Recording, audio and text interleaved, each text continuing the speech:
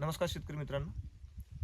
आम्ही आज आमच्या 3 वर्षांच्या नारळाच्या बागेत आहोत आणि आमचं जिब्रेलिक ॲसिडचं ड्रेचिंग करण्याचं काम सुरू आहे. मित्रांनो, ही ड्रेचिंग करत असताना एक भन्नाट टेक्नॉलॉजी, याला जुगाड असं म्हणता येणार नाही, एक टेक्नॉलॉजी आमच्या हातात आहे. ती म्हणजे हे ड्रेचिंग करण्यासाठीचं एक इक्विपमेंट आहे. हे स्वस्ती कंपनीचं इक्विपमेंट आहे आणि आमच्याकडे ॲग्रोस्टारचं आणखी एक इक्विपमेंट आहे. हे सेम काम करतं. मित्रांनो, हे एवढं सुंदर हे काम करतं आहे. म्हणजे कसं, तर हे ह्याचं जे कनेक्शन आहे, हे आपला जो पंप आहे, स्प्रेअर पंप असतो, त्या पंपला ज्या ठिकाणी आपण चार्जिंग केबल जोडत असतो त्या ठिकाणी याचं हे कनेक्शन करायचं आहे. आणि याच्यामध्ये आपल्याला एक आपण पाहू शकता, एक स्विच टाईप हे दिलेलं आहे. तर याच्यावरती ॲडजस्ट करून आपण हवं तेवढं एक मात्रा जी आहे, समजा आता मला 2 मिली प्रति झाड असं आम्ही जिब्रेलिक ॲसिडचं ड्रिंचिंग करतोय.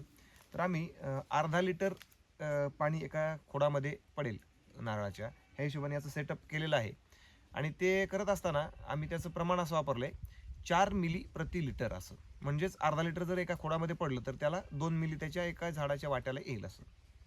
तर हे करताना फक्त याच्यामध्ये ही मात्रा ज्यावेळेस सेट करतो, तर त्यांना ज्यावेळेस आपण हे पाणी जे पडणार आहे याच्या पंपच्या बाहेर, तर त्याच्यासाठी एक आम्ही जुगाड केलं आहे. हे जुगाड आहे, हे राऊंडअपचं बॉटल आहे.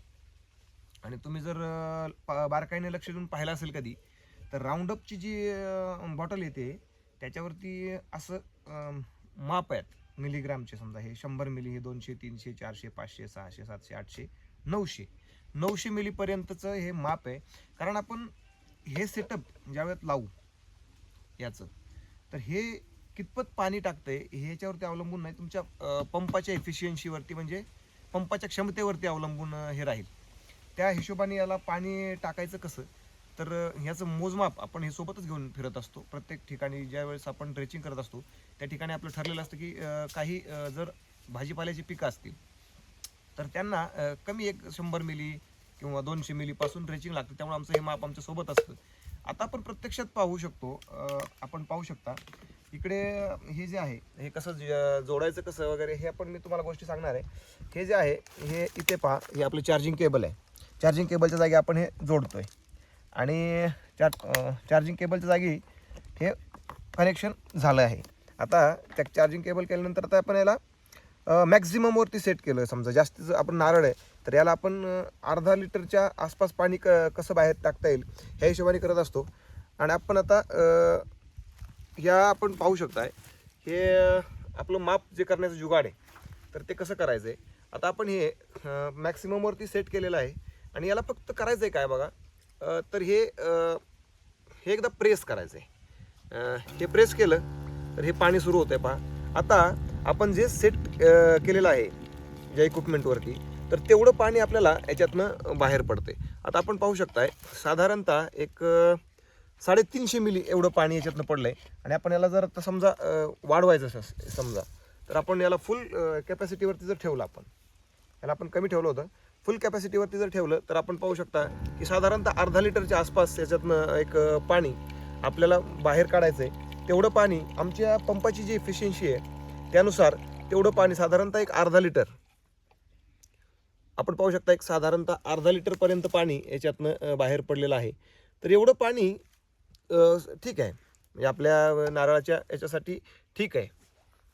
तर आता आपण यात लक्ष देताना एक हे करायचं आहे की याचं हे माप आहे.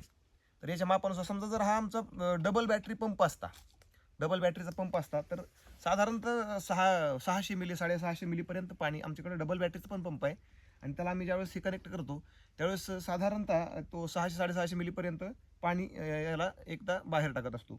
त्यानुसार याच्यानुसार ह्याचं माप करून ह्यामध्ये किती पाणी बाहेर पडतं आहे, आपण एकदा नंतर हे ड्रेचिंगचं इक्विपमेंट एकदा प्रेस केलं तर एका वेळी किती पाणी बाहेर पडतं हे मोजून पाहण्यासाठी आपल्याला अशा एका मोजमापाची आवश्यकता असते.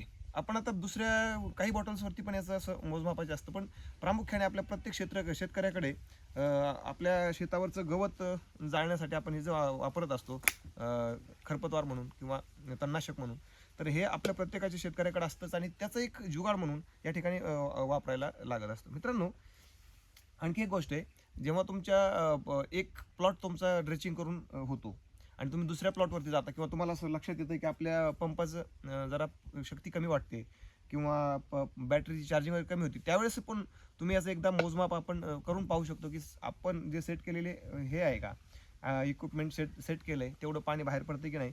आणि ह्याला एक लक्ष ठेवायचं मित्रांनो, आपण फवारत किंवा ड्रेचिंग करत असताना हे थोडंफार इकडे तिकडं शिफ्ट मूव्ह होण्याची शक्यता असते.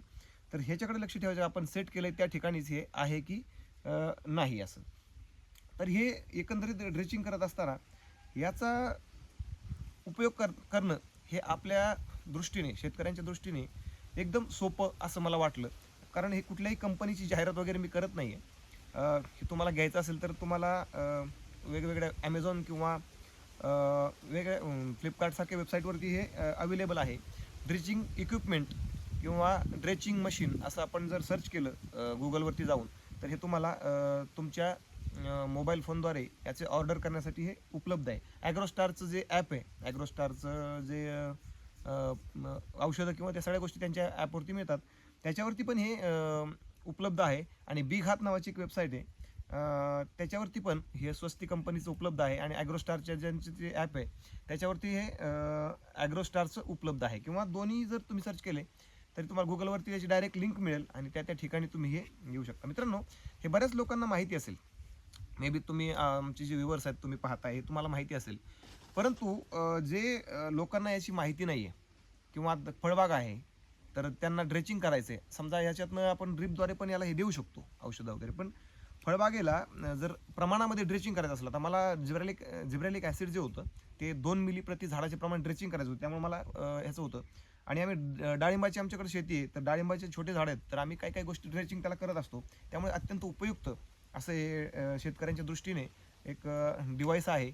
आणि हे डिव्हाइस तुम्ही वापरण्यासाठी खूप सोपं आहे असं मला सांगायचं आहे. तर तुमच्या एक सुखकर आणि सोयीसाठी हे एक डिव्हाइस आहे. तुम्ही तुमच्या एक साधारणतः 1000 रुपयाच्या आसपास याची किंमत आहे, ते तुम्ही खरेदी करू शकता. आणि आपला जो ड्रेचिंगचं ही प्रवास आहे किंवा आपलं फळबागेत ड्रेचिंग करण्याची जी गोष्ट आहे त्याला एक सोपं करून घेऊ शकता मित्रांनो. धन्यवाद.